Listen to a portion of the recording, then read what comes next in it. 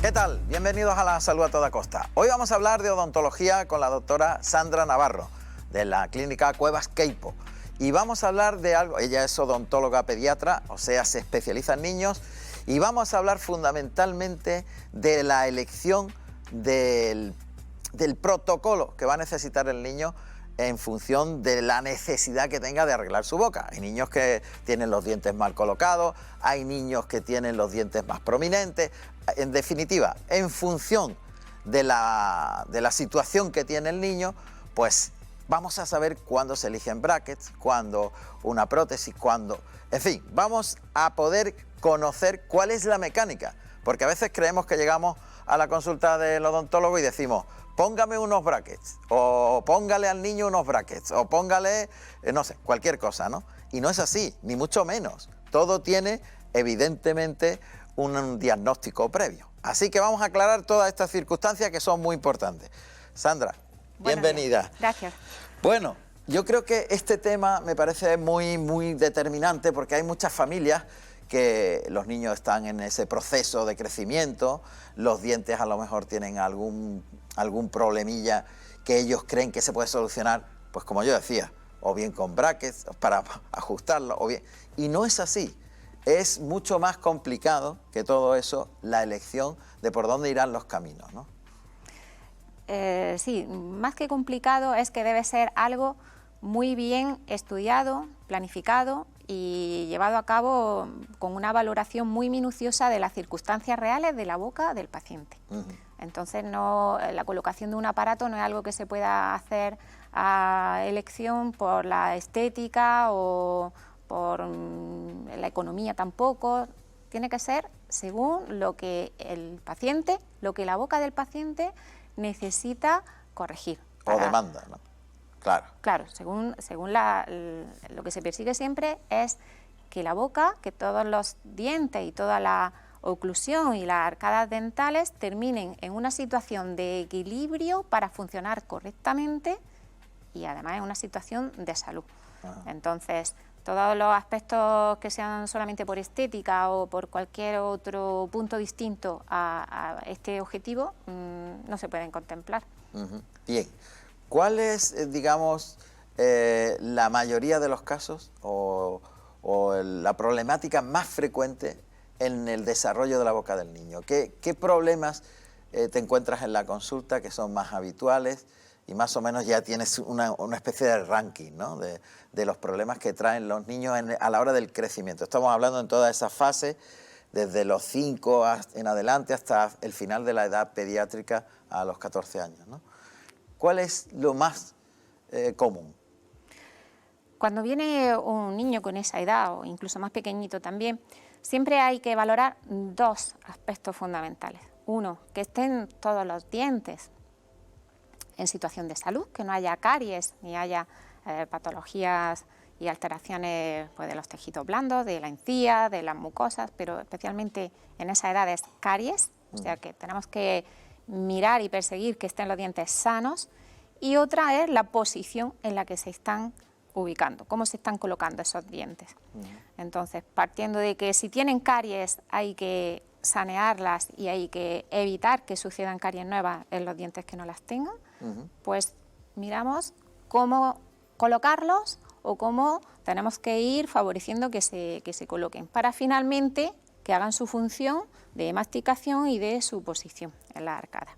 Entonces, siempre que se presenta algún papá, aparato o no aparato, hay que hacer hincapié en esos dos puntos. Primero, que estén los dientes sanos, y ahora, si vamos a colocar un aparato, hay que ver también cómo funciona la boca del niño. O sea, hay que descartar que haya hábitos que hagan que, a pesar de que pongamos un aparato, todo se termine deshaciendo porque la boca no funciona de manera correcta, tanto los músculos como la posición en la que se encuentran los dientes. Pues tenemos que descartar que el niño no se chupe el dedo, que no use chupete hasta edades avanzadas, que no respire por la boca. Eso el hábito de la respiración oral. Muy importante. Muy importante. Modifica la forma de la boca incluso. Claro, claro, porque la función, la forma en que se utilizan los músculos van dando lugar a la forma final de los maxilares. Entonces, si el aire, cuando se está respirando, no pasa por la vía nasal, no pasa por la vía respiratoria alta, no se va conformando toda la base de las fosas nasales, lo que sería el techo de la cavidad oral, no se conforma de la manera correcta, no se conforma con la anchura suficiente. Eso acompañado con el apoyo de la lengua en el momento de tragar. Entonces, las funciones de respiración y deglución hay que valorarlas muy bien antes de colocar un aparato de ortodoncia, porque al final si no puede haber una recidiva, lo llamamos, o sea, una vuelta a la posición en la que se encontraban antes de colocar el aparato. Entonces muchas veces lo que hacemos es, en compañía y en colaboración con los especialistas, los compañeros otorrinolaringólogos, alergólogos y todo el equipo de profesionales médicos, pues hacer un buen estudio, una valoración del paciente antes de colocar el aparato que nos puede llevar a tener los dientes en su lugar, que es lo que resulta como más evidente, ¿no? Vamos a poner los dientes derechos. Pues hay que hacer toda esa serie de valoraciones previas, entre otras, muchas más. Bien, una vez que se hace esa valoración es cuando se decide cuál será el aparato, el instrumento elegido, ¿no? Una vez que se hace esa valoración. Claro. Y fundamentalmente, ¿en base a qué se elige? En base a si necesitamos corregir hábitos, como ahora acabo de mencionar, pues hay determinados tipos de aparatos que lo llamamos, hay aparatología de ortopedia y aparatología de ortodoncia. Ajá. ¿Y qué diferencia hay? A ver. En ortopedia, como en el resto del organismo, pues la ortopedia se refiere a la rectificación de la forma y de la función. Si trasladamos a cualquier otro punto del organismo y vamos a una ortopedia, ¿qué productos adquirimos en una ortopedia? Pues igual una muleta, un corsé, aparatología que nos ayuda a mantener posiciones, a corregir o a funcionar nosotros con esa zona del organismo que pretendemos rehabilitar, ¿no? Sí, sí. Entonces, fase de ortopedia o aparatos de ortopedia para la boca del niño nos van a ayudar a modelar los maxilares, o sea, el paladar, el funcionamiento de la mandíbula y cómo se relacionan entre ellos. Es como una fase previa de preparación de las bases donde se encuentran los dientes. Y los aparatos de ortodoncia, pues lo que nos ayudan es a colocar y a modificar posiciones de los dientes.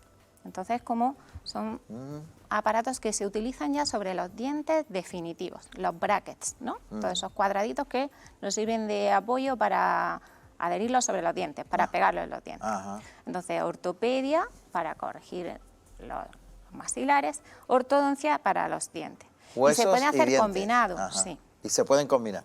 Claro, según el momento de crecimiento del niño, pues si tiene ya dentición mixta, quiere decir dientes definitivos y dientes temporales, podemos ir haciendo algunos tratamientos combinados y siempre valorando el caso del paciente. De cada uno. Eso es. Entonces tenemos aparatos de ortopedia, aparatos de ortodoncia y básicamente para mover los dientes, estoy viendo allí en las imágenes que están saliendo, hay una cantidad infinita de aparatos, ¿no? Hoy día hay muchísimos. Entonces, pues se valora desde que sean más estéticos hasta la posición en la que se colocan. Los hay que se colocan por la parte de fuera de los dientes, por la parte vestibular.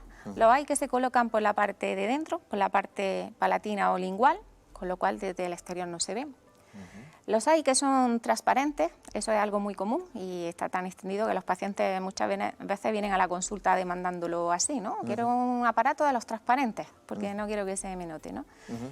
Pero no todos los pacientes se pueden poner ese aparato, o mejor dicho, no todos los casos tienen como indicación el uso de ese aparato para obtener el resultado que se persigue de rectificación y de colocación de los dientes en su posición ideal, ¿no?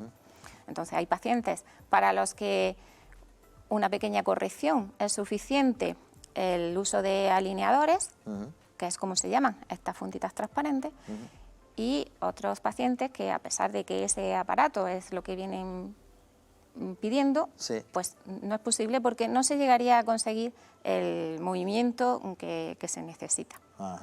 Aunque sí es verdad que los alineadores, estos aparatos transparentes, están avanzando muchísimo y se pueden cada vez obtener mejores resultados. Pero es fundamental un buen diagnóstico para saber qué es lo que hay que corregir, ¿no? Saber la causa En cada caso. en cada caso. Cada paciente hay que saber qué es lo que está originando esa malposición o esa maloclusión para corregir exactamente la causa. Si no actuamos así, nos podemos ver con la circunstancia de que luego recidiva el tratamiento. Hemos hablado de toda esa aparatología que hay y que hoy es una oferta realmente espectacular, pero que va determinada en función del diagnóstico y también de la personalidad de la boca de cada niño y de su desarrollo. Pero hay un tema que quizás no se trata tanto en los niños y que sin embargo a ellos y a los padres les preocupa muchísimo. Estamos hablando la variedad de color y la cantidad de variaciones que hay al respecto de niños que tienen incluso tonalidades diferentes en un mismo diente, ¿no? ¿Por qué se produce esto? ¿En función de qué está el color? ¿Es algo genético? ¿Influye la alimentación? ¿Influyen medicamentos? Cuéntanos un poco en función de qué, porque a lo mejor se puede hacer una prevención. Claro, eso es así. Del mismo modo que hemos dicho referente a los aparatos de ortodoncia, que hay que averiguar siempre la causa, eso es básico para cualquier tratamiento que se realice en medicina, hay que averiguar la causa de lo que estamos averiguando. Para el color tenemos que hacer igual. ¿Por qué un diente puede aparecer más amarillo, gris o con manchas blancas? Pues puede que ese color se deba a algo externo que está sucediendo sobre el diente, ¿no? Serían manchas extrínsecas, que la llamamos así, ¿no? Algo que sucede en el exterior del diente, algo que queda depositado sobre el diente y que nos deja, pues, ese tipo de colores.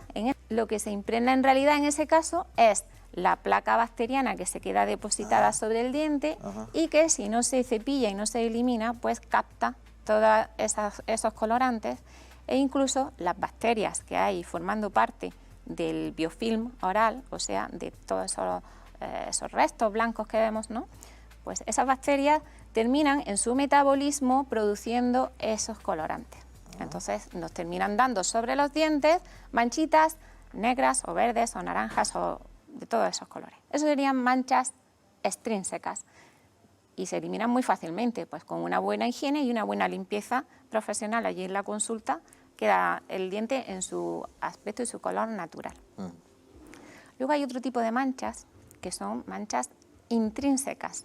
Esas manchas, ese color ya viene desde dentro del diente, desde la propia estructura del diente. Y ahí ya intervienen muchos factores, porque estamos hablando de algo que ha sucedido en el proceso de formación del diente. Podemos encontrarnos, pues, un diente que esté más amarillo, grisáceo, incluso con bandas. Es muy característico de determinados antibióticos, de determinado uso de medicamentos, cómo influye en la formación del diente y en la incorporación de los minerales cuando se está desarrollando el diente. Y finalmente nos ofrece un diente bandeado, con bandas grises, amarillas, blancas. Es característico por las tetraciclinas, ¿no?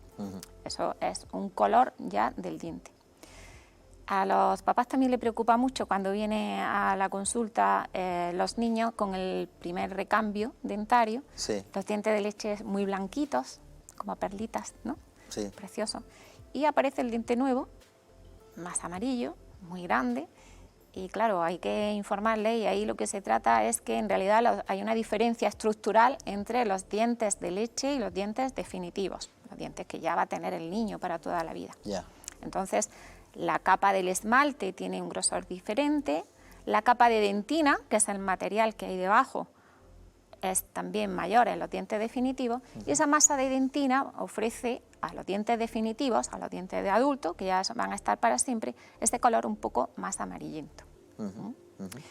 Hay también un tipo de color que es grisáceo, azulado, ¿qué sucede a los dientes cuando han sufrido un traumatismo? Cuando se ha recibido un golpe. Entonces puede suceder que después de ese golpe, después de ese impacto, en ese primer susto vemos que no ha sucedido nada y al cabo del tiempo ese diente empieza a ir cambiando de color, ¿no? A esa tonalidad grisácea, y ya en ese caso pues se debe a esa pequeña hemorragia que ha sucedido en el interior del diente por todo el paquete vasculonervioso que se aloja en el interior. Pues esa hemorragia al final termina descomponiéndose y trasladándose a través del diente y nos ofrece esa coloración. Luego también se observan manchas que son blancas dentro de una tonalidad general amarillenta o más oscurita, y manchas blancas en los dientes. Claro, están creciendo los niños, lo primero es fijarse en esas manchas, ¿no? Bien, todos estos cambios de tonalidades preocupan muchísimo tanto al niño como a la familia, porque dice, bueno, esto se me va a quitar, no se me va a quitar. ¿Qué es lo que sucede? ¿Se quita, no se quita? ¿Hay que actuar? Más o menos, ¿cuál es el protocolo ante estas manchas intrínsecas? Porque ya sabemos que las extrínsecas es cepillar, limpiar, una higiene profesional en la consulta. Pero ¿qué pasa con esas intrínsecas, las que están incrustadas dentro del diente? Claro, pues con la misma pauta hay que averiguar exactamente la causa. En este sentido hay un síndrome, una patología que sucede con muchísima frecuencia y que es muy importante diferenciar del resto de las manchas blancas, ¿no? Me ha salido una mancha blanca de un diente. Pues hay que distinguir muy bien si se trata de una caries que está comenzando, que es la primera forma en la que se manifiesta a la vista, ¿no? En la que se puede detectar una manchita blanca en el diente. Pues significa, en principio, una desmineralización del esmalte, una descalcificación del esmalte, ya por acción de los ácidos de la placa bacteriana y de las bacterias, y están empezando a destruir el esmalte para pasar a una fase de cavitación, o sea, se va a transformar la mancha, si no hacemos nada, en un agujero, una cavidad de caries. En ese caso, pues lo que hay que hacer es remineralizar y evitar que avance hasta seguir destruyendo el diente. Manchita blanca en el diente, hay que ir al dentista para que determine si se trata de una caries o si, por el contrario, puede tratarse también de una alteración en la formación del esmalte, una hipoplasia, una alteración en la estructura del esmalte. Sandra, o sea, una primera es como si se picara el diente, pero que en lugar de verse negro, como una caries, lo que se ve es blanco. Sí, negro es caries, pero en un proceso más avanzado. Más avanzado. Y blanco es el inicio. Puede ser también caries, pero una caries incipiente, que está comenzando. Bien. Como desmineralización. Bien, por tanto, primera señal de alarma. Si se ve una manchita blanca que acaba de aparecer, pues puede ser el inicio de una caries, ¿de acuerdo? Bueno, primero mineralizar esa zona para intentar hacer un tratamiento mínimamente invasivo, quiere decir conservando la mayor estructura posible del diente. Mineralizar, las instrucciones de higiene para que eso no avance ni suceda en otros dientes, y si se presenta la cavidad, si ya se presenta el agujerito, pues hacer una obturación, un empaste, para que eso se detenga, ese proceso se detenga. Y ahora pasamos al otro tipo, que es diferente totalmente en el diagnóstico y también quizás es diferente en la propia expresión que se ve visual de lo que es. Sí, porque son distintos colores. Claro, pero se aprecia como una mancha blanca en el diente, ¿no? En este sentido, pues la importancia de, en cuanto se vea esa manchita blanca, acudir al dentista. Eso inmediatamente. ¿Qué pasa en este otro tipo de manchas blancas en las que ya es la estructura del diente la que nos da esa imagen, ¿no? a la visión? Pues los dientes incisivos se forman en el mismo tiempo que se forman también los molares, los primeros molares. Y en ese tiempo, en ese momento de formación de los dientes, pues pueden suceder cambios de aporte de oxígeno al diente, de tomar algún medicamento, de algún cambio en la formación del diente que da lugar a que los minerales no se depositen de manera homogénea y finalmente lo que nos da es un esmalte con manchas y un esmalte menos resistente, poroso y estructuralmente distinto. Esto es lo que se conoce cuando lo encontramos, las manchas blancas y este tipo de formación del esmalte distinto, tanto en incisivos como en molares, como hipoplasia, falta o defecto de formación del esmalte, incisivo, molar, hipoplasia del esmalte incisivo, molar, en los incisivos y en los molares. Cuando sucede en los incisivos, pues las manchas blancas lo que tiene más repercusión es a nivel estético. Ajá. Pero a nivel de los molares es muy importante detectarlo, porque los molares, las muelas, son piezas que están preparadas para soportar las fuerzas de la masticación. Y como se trata de un esmalte más débil, más poroso, menos resistente, pues van a ser piezas que están con mucho más riesgo para la fractura y con mucho más riesgo para padecer caries. Entonces, en esos molares tenemos que explorarlos muy bien, porque si tienen este tipo de síndrome de la hipoplasia incisivo molar, pues vamos a tener que hacer un seguimiento mucho más estricto, va a tener que el paciente tener más sesiones de remineralización, de cuidado, para que no se destruya finalmente las piezas dentales, los molares, que es lo que suele suceder. Bien. Eso, por tanto, es una patología definida y, por lo que veo, muy frecuente. Es muy frecuente, Muy frecuente. y muy importante detectarla a tiempo y para prevenir la destrucción de los molares. Muchas veces nos los encontramos ya destruidos por completo y el paciente viene a la consulta porque piensa que lo que le ha sucedido es una gran caries que ha destruido toda la pieza. Y claro, se pregunta y se sorprende porque tiene una buena higiene, porque no toma especialmente chuchería ni alimentos azucarados, ¿no? Los papás nos dicen, pero ¿cómo le ha salido a caries tan grande, tan destructiva? Y ¿no? lo que tiene es una deficiencia. Sí, y lo que tiene es una deficiencia en la estructura del esmalte. Y tenemos solo 30 segundos, pero el resto de diferencias de colores se soluciona ya de otra manera distinta, ¿no?